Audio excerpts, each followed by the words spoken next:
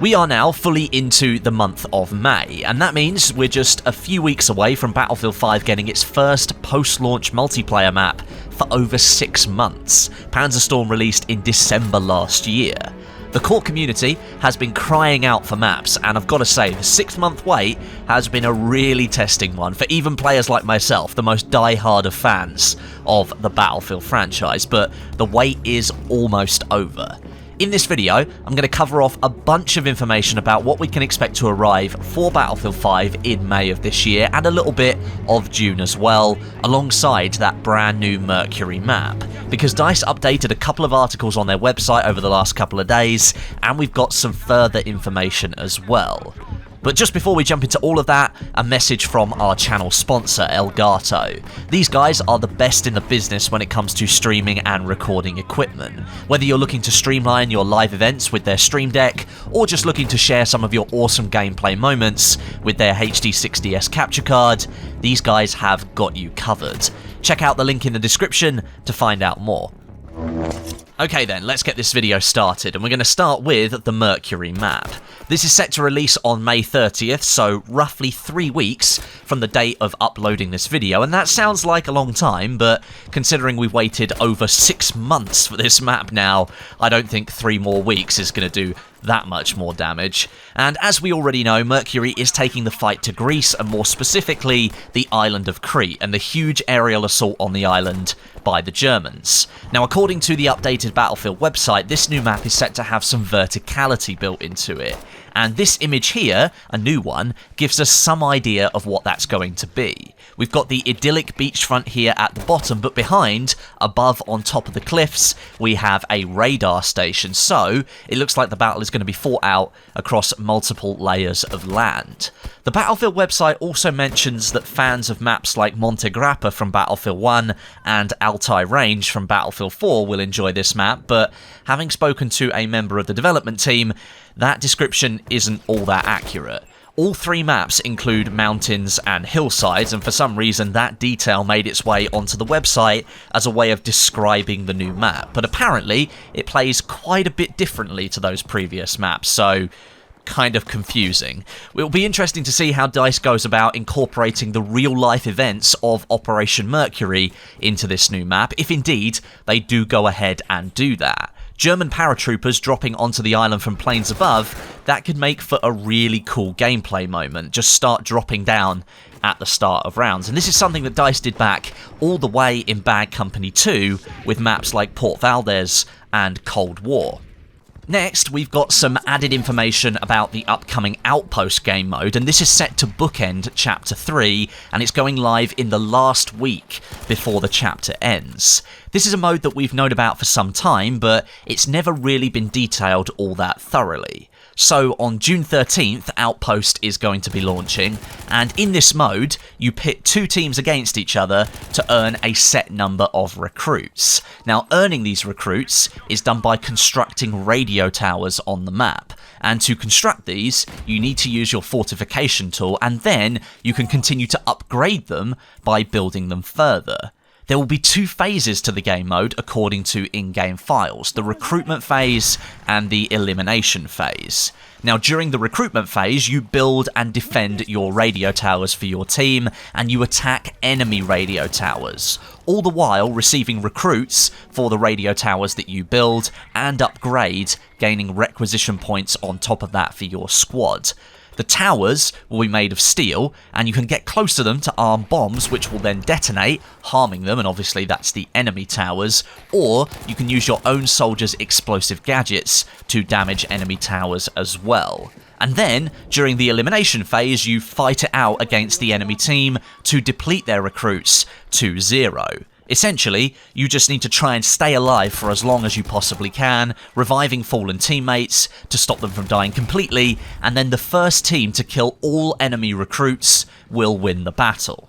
I've got to say that the Outpost mode sounds a bit like a tower defense game mode, but instead of just one team fighting back a wave of enemies, both teams can attack and defend at the same time. And I assume that a good balance of both of those things is going to be key. You don't want to leave your radio towers unguarded for the enemy to come along and destroy them in the recruitment phase, but you also need to try and make an impact on the enemy by attacking their radio towers. It sounds like an interesting game mode, and I assume that it's going to take place on the new Mercury map as well, although that's not confirmed at this time. Moving on from the Outpost game mode, which is very much a brand new game mode coming to Battlefield 5, we've got a little bit more detail about the upcoming limited time game mode spin-off called Fortress. This one is spun off of the Breakthrough game mode, but DICE is thoroughly changing up the meta here. And I've got a feeling that fans of the Grind game mode, which was a spin-off of Conquest, are really going to enjoy Fortress. This mode centres around only one sector of the Breakthrough game mode, with multiple flags placed within that sector. The play zone is condensed down to a much smaller arena, and two teams of 32 players are then pitted against one another. One defending team is tasked with holding onto the area and defending the entire location, and the attacking team, they need to breach into the area and then capture the three flags that are in it, taking the area over. So you can see why this mode is called Fortress. However, the difference to standard Breakthrough is that the sectors will be bolstered with even more fortification positions that the defending team can use as cover and protection against the incoming attackers. With 64 players being funneled into a much smaller space, you can just guarantee that explosions will be going off all the time, with smoke being dropped obscuring people's view, so the chaos level is going to be really, really high. What I'm really interested to see with this game mode is what maps and locations DICE has ended up choosing for it, as there's quite a few good ones that are scattered through the maps that are currently in Battlefield 5. So I could probably see something like Hamada being in there with the massive castle bit at the end. Maybe Panzerstorm, the D flag in the middle, like that farmyard area. That's probably prime for a fortress if you put enough fortifications around it. So it'll be interesting to see what DICE end up going for here.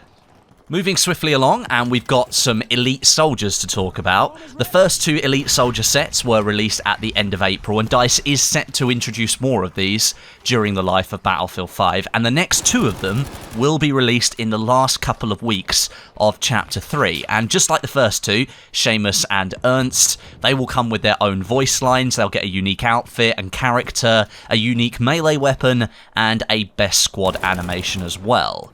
Now, these two new Elite Soldiers are rumoured to be Hannah Delacroix and Wilhelm Frank. Hannah is a French resistance fighter who escaped occupied France and now fights alongside Allied soldiers, and Wilhelm is an experienced tank hunter specialising in siege tactics. Now, at the moment, these are just from the in-game files, so nothing 100% confirmed, but Tempoyal, the guy who's going through all of this data mining stuff for us at the moment, did manage to get a picture of what Hannah is going to look like, so that's on the screen for you now, and these are rumoured to be the next two elites. Now, the price of these elites and the existing ones is about to increase to 1,500 points, as DICE said would be the case. The introductory price of 990 points for Seamus and Ernst is not likely to return either, so if you do like these elite sets and you want to grab more of them, it is going to cost you more moving forwards. Now, as I've said previously, I thought 990 coins, around $10, was a good price for these elites, and going up to $15, that's a little bit too much in my opinion, considering you barely get to see them in-game at all yourself, but DICE is now increasing the price, and I do understand these cosmetics are designed to make money for continued development of Battlefield 5. The fact they're completely optional, purely cosmetic, and they offer no gameplay advantage, that's absolutely fine with me. The cost might be an issue for some people, and I generally think it's a little bit too high, but I'm just happy we're not seeing any pay-to-win tactics in Battlefield 5. Another small piece of information now, during week 9 of chapter 3, the week the new boys AT rifle will be available for unlocking, it appears that a tank-focused rotation will be added to Battlefield 5 to increase the presence of tanks on the battlefield. Now this will be separate to other rotations, so it's not like Conquest and Breakthrough is going to be taken over by multiple tanks respawning all the time, but week 9's description alludes to this, and within the game files, mentions of a tank battle rotation have been found. As I mentioned, shorter respawn timers for the mode will probably be applied, so tanks will pop back in a lot faster, and a mix of Conquest and Breakthrough will be on offer, but it will be its own separate rotation, so you can choose that from the multiplayer menu. It kind of makes sense then that the anti-tank rifle, like the boys, will be available to unlock that week. And lastly, for the end of Chapter 3, DICE is going to be introducing their catch-up system for the chapter rank included in Battlefield 5. Your chapter rank defines what cosmetic items you've unlocked from the chapter rewards, and you work through this, unlocking new cosmetic items along the way with each rank you accomplish. If you've not fully accomplished the chapter rank by the end of the chapter, and you haven't unlocked all of those cosmetic rewards previously, you would have missed out on those cosmetic rewards, but DICE is now adding chapter reward catch-ups into the game, and these will be accessible from the chapter reward screen. These will be purchasable with Boins, which is the real-world currency in Battlefield 5. Each uncompleted tier will be available for 150 Boins, and they will be available until Chapter 4 starts. Again, this is another way that DICE is trying to monetize Battlefield 5, and some people will frown upon it, saying, hey, you've built a progression system that most people can't traverse properly in the allotted amount of time, and then you're making money out of the fact that certain people can't get to the end. But hey, it's not pay to win, since it's only cosmetic, so I'm kind of okay with it, but I am in a position where I understand that I'm playing a lot more Battlefield 5 than most people, and I will probably have completed the chapter rank by the end of the chapter, if not before. I think I'm rank 31 out of 40 now, so I've not got too much further to go. I understand I'm in a position where I'm going to unlock this stuff, and I'm not going to have to pay real-world money to unlock cosmetics, but again, it is totally optional. If you don't even want the cosmetics, you don't have to buy them, but if you do want them and you don't have the time, then you can now buy the ranks if you want to. I'm not sure when that is going available, but it's probably the last few weeks of Chapter 3. So then, that's quite a bit of content coming to Battlefield 5 over the next 5 weeks or so as we close out Chapter 3 and we move towards Chapter 4. We've got a new multiplayer map coming in the next couple of weeks, new weapons coming to the game, a couple of new game modes, a new game mode rotation, increasing vehicle gameplay, and new elite soldiers as well. And there's some stuff for Firestorm, but I'm saving that for a separate video. I'm of course most excited for the multiplayer map Mercury. Who wouldn't be at this point? We've waited 6 months for a multiplayer map, which is a long time, and we've had to endure a lot of bugs and iffy parts of Battlefield 5 too, so I'm just really looking forward to that map, and I'm looking forward to trying out the Outpost game mode as well. It does sound really interesting. But let me know what you think down below in the comments section. What are you guys most looking forward to here? A big thank you for watching today, and until next time, my name is Westie, and I'll catch you guys in the next video.